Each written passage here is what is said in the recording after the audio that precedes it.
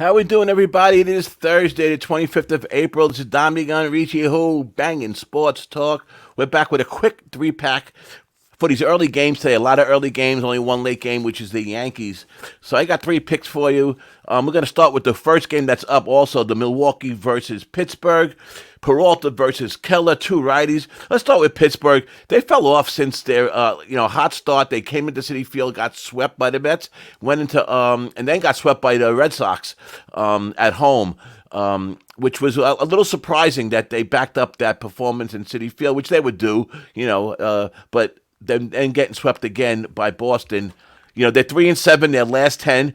Pittsburgh is 5-6 at home, but they are 2-1 in this series against Milwaukee. But today, listen, Keller's pitching today. Usually a good home starter, in the past, but not this year. His last start this year at home was against those Boston Red Sox, and it was a 4-2 loss. And that day, the Red Sox had no Devers, had no O'Neill, and still Keller could not hold them down.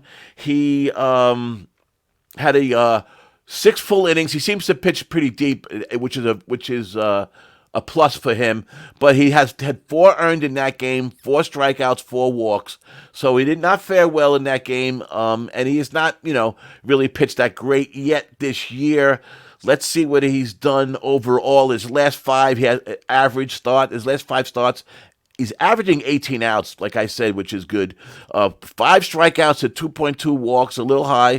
6.6 hits, 3.2 earned. And he's facing the Brewers today. The Brewers, who are notoriously a good hitting team against righties. They're in the top in the league in a bunch of numbers versus righties this year again. And Peralta's pitched well. Peralta was had control issues over the past, giving up that long ball, giving up those hits. He hasn't done it this year at all. He's pitched real well. Overall, he has 4 starts, 2-0, a 1.9 ERA. His last outing was 6 full, 7 Ks, 2 walks, 0 earned. You gotta love that. I'm guys that watch me that know me know I'm big on that strikeout to walk ratio. I talk about it a lot. I think it means a lot. So that's why I mention it. His last 4 games, the average 8.25 Ks to 1 walk. Again, great number. 17.5 outs. He's pitching pretty deep. 1.25 ERA. Brewers' pen has been good, and I like the Brewers today. I caught him at minus 130. I wish I would have caught him a little earlier this morning, but I did catch him at minus 130 at FanDuel. I believe I put that one in. And I think today they did lose yesterday. I think they bounced back today and split this series 2-2 with the Pirates. That's the first game I am on. Next game I am on is this Seattle-Texas game. I tell you, I have a couple leans too today. We'll see how this Pittsburgh game goes. If I win that one, I'll come back with maybe a later pick later on. But like I said, these games are going so quick, it'd be kind of hard. But I did bet the over 8.5 in the Seattle-Texas game. And I'll tell you why. Castillo against Heaney. In this series so far, the first opening 2 games, the number has opened to bet 9 like this one did and got dropped down to 8.5. All the games have gone under. I think today might be different. Heaney, first of all, is off an 8-3 loss to the Braves. Yes, it is the Braves. He went 90 pitches, 5 innings, 5 Ks, 2 walks, 3 earned runs. Heaney, we know isn't a great pitcher. You can look up the numbers. They're not up to par. His last 4 averaged 3.75 Ks, 3.75 hits, 3 earned, 2.25 walks. So again, not great numbers. The Mariners have hit him before. They have 117 plate appearances, and they're batting a .267 batting average to him. So, they've hit him before. Not the biggest numbers, not the greatest numbers, but still pretty solid.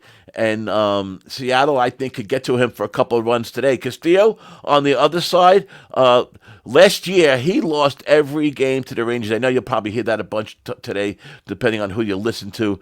But he had a 4.9 ERA last year, against the Rangers with a 71 plate appearances with a 323 batting average. Texas has batted against him, so they know him. A lot of the same guys are on the team. He has not done great against the Rangers at all. Yesterday, the Mariners, have been hitting better. They've started out a little slow, and they slowly but surely have been getting better and better. But they were 1-11 yesterday, stranding runners in scoring position. I don't think that happens again today.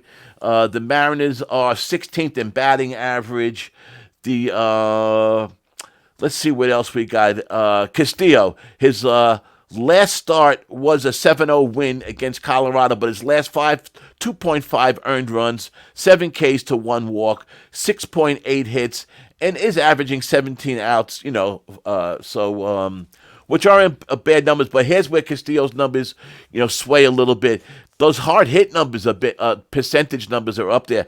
Barrel percentage, hard hit percentage, those kind of numbers don't tell the story because it's a contradiction to his good, 7 Ks to 1 walk type of 2.8 earned. It's kind of a contradiction there. I think Texas knows him. I think Texas can hit to him. And on Seattle's point, another plus for Seattle, Texas Rangers pen has been terrible. They're ranked like 22nd, 23rd by the numbers I follow, and which is not too good. Seattle's bullpen, conversely, is ranked in the top 5. So that is maybe a little concern. But I like this 8.5. I think Seattle explodes for some runs, and I also think Texas explodes for some runs. It was tough for me to pick a side on this one. I guess I would lean a little bit towards Seattle, but it was tough for me to pick a side. I went with the over 8.5. I got that at minus 122. The last game I am on, and this game was a little bit. I feel pretty confident in the first two. To be honest with you, this last one is kind of like I'm taking a shot. And it's the Yankees tonight against Oakland. This is a weird series. Oakland's played well. Oakland's been hitting the ball hard. Oakland is also has a great bullpen. Another pen that's in the top 5. Very, very good bullpen. But today, what I did was I took the under 4.5 first 5. It was a little high, minus 130. I usually wouldn't go. I would probably never see me go over much more than that on a first 5. But I did take the under 4.5. Cortez is pitching today against Alex Wood. Yes, Alex Wood. But Oakland has won his last 2 out of 3 starts. And he had a decent start, I would say, last time. I go through all the numbers with Alex Wood. There's really no need. He did come off a decent start against Cleveland. If he can hold down the Yankees for a little bit in the first couple innings, I think we can hit this under 4.5. Cortez has been lights out in Yankee Stadium. Last year, in the second half of the year, this year, he's been lights out. His last 2 starts at Yankee Stadium, 8 innings, 0 earned runs. The one before that, 7 innings, 0 earned runs. Cortez's numbers, like I said, we could go over all the numbers, but I want to try to keep this short and sweet. The ace pen, I have the ace pen here. It is ranked 8th, and the Yankees pen ranked 6th. Not that I'm, and I tell you the truth, even that under full game, I kind of liked, but I didn't like that it dropped down to, last time I seen it, it went from 8 to 7.5, so I left it alone. But I could see a similar game as the first game in this series. Lefty against lefty, like today.